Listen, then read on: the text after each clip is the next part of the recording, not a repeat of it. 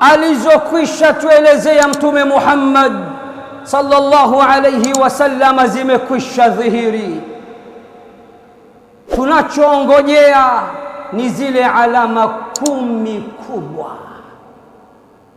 Katika alama 10 kubwa za kiyama, kuna mnyama atakuja duniani, ana uwezo wa kuzunguka dunia nzima kwa sekunde chache.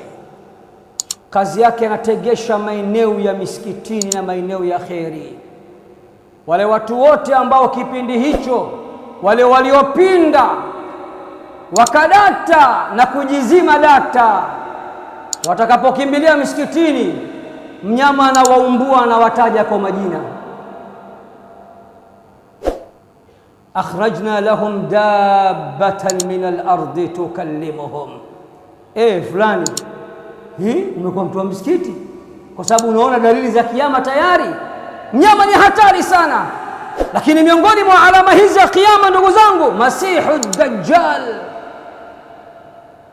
ambaye Allah atampa pawa, atakuja na alama na ishara zinazoonyesha ana miujiza ya hali ya juu. Atafufua baba yako mzazi. Mimi ni Mungu, uniamini, namrejesha baba yako huyu hapa kwa idhni ya Allah. Wanafiki na makafiri wote watamsujudia na kuamini huyu ndio Mungu.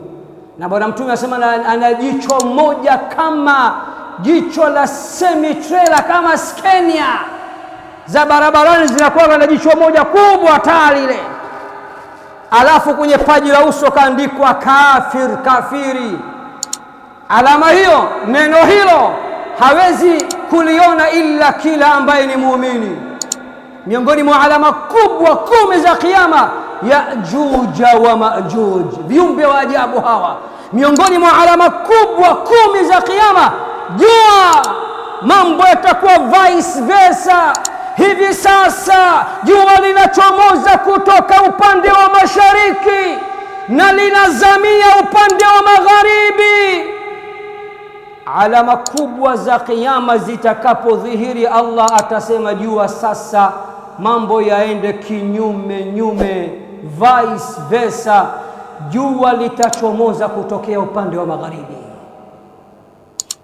Jua litakapochomoza kutoka upande wa magharibi, hapo ndipo milango ya tauba hufungwa milele na milele.